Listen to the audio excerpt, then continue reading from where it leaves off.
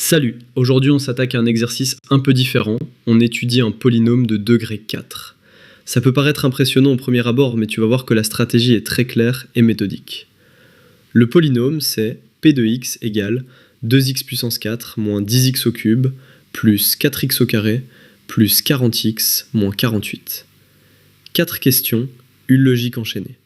On vérifie une factorisation donnée, on trouve les racines grâce à cette factorisation, on dresse le tableau de signes complet et on en déduit un ensemble de définitions pour une fonction racine carrée.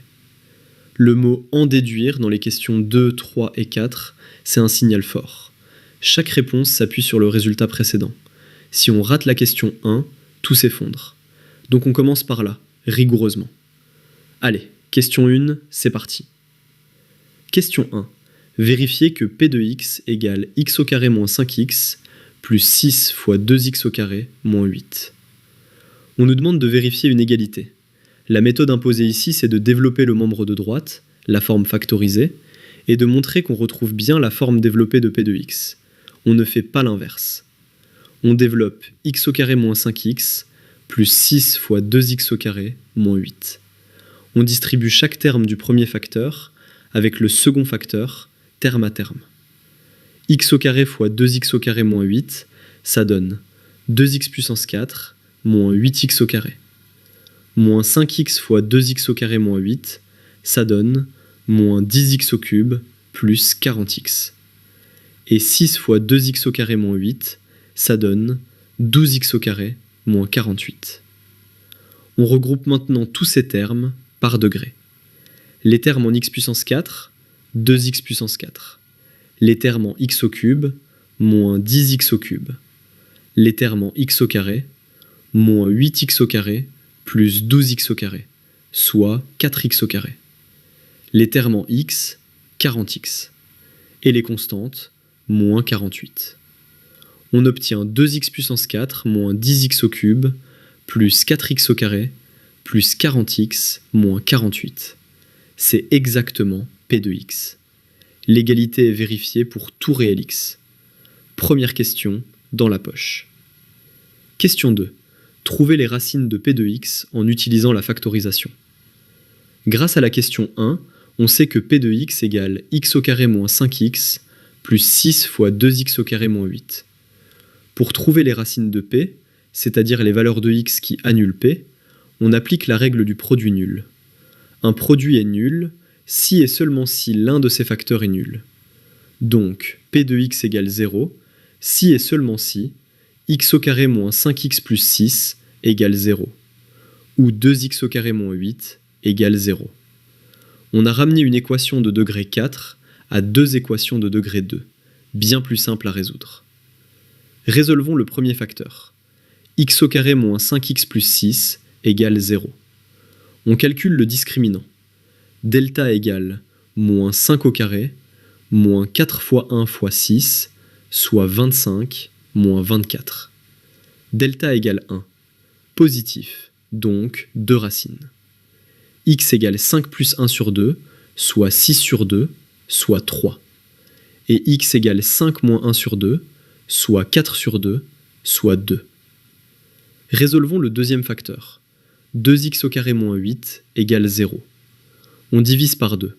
X au carré égale 4. Donc x égale 2 ou x égale moins 2. Attention, tu remarques quelque chose d'important ?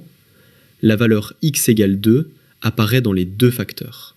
C'est une racine commune aux deux trinômes. Mais dans l'ensemble solution finale, on ne la note qu'une seule fois. Les racines de p sont donc moins 2, 2 et 3. L'ensemble solution est la liste moins 2, 2, 3. 3 racines pour un polynôme de degré 4. C'est possible car x égale 2 est une racine double. Question 3. Dressez le tableau de signes complet de p de x. Pour étudier le signe de p de x, on exploite sa forme factorisée. p de x égale x au carré moins 5x plus 6 fois 2x au carré moins 8. On va étudier le signe de chaque facteur séparément, puis les multiplier colonne par colonne. C'est la méthode du tableau de signes produit. Commençons par le premier facteur. x au carré moins 5x plus 6. Ce trinôme a pour racines 2 et 3, et son coefficient directeur est 1, positif. Donc il est positif à l'extérieur des racines et négatif entre les racines.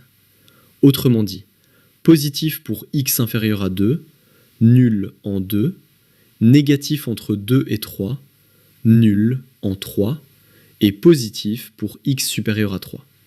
Passons au deuxième facteur, 2x au carré moins 8.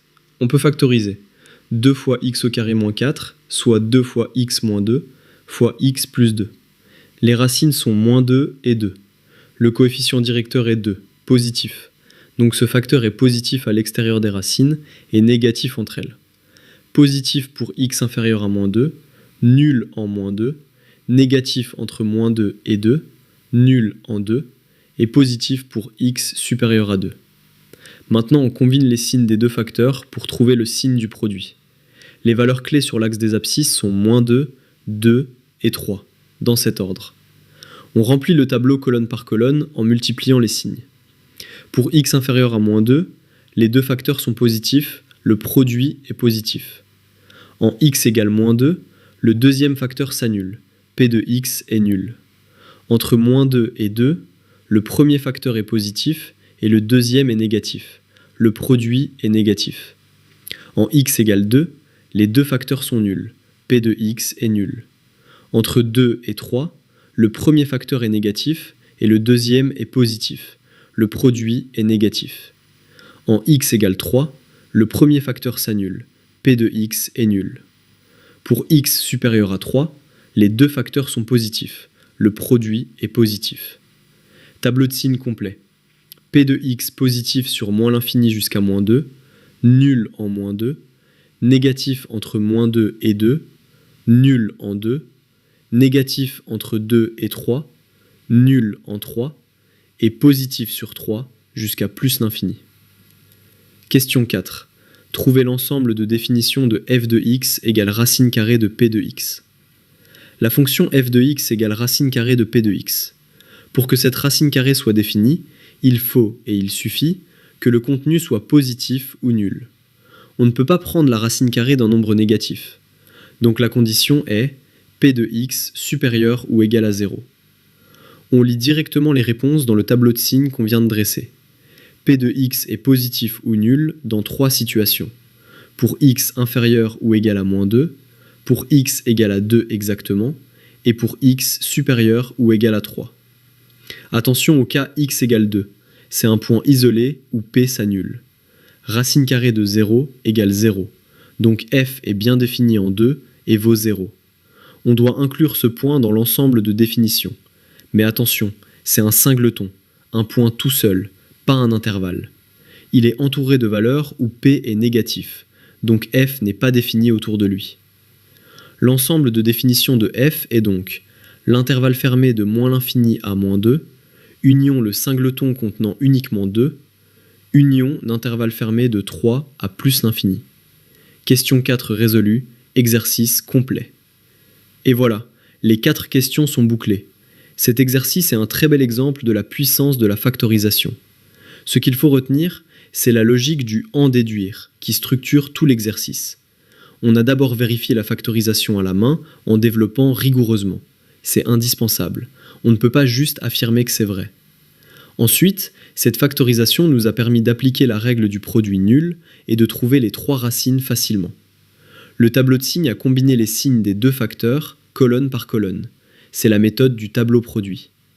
Et enfin, l'ensemble de définitions de f s'est lu directement dans ce tableau sans aucun calcul supplémentaire. 2 points cruciaux à ne jamais oublier.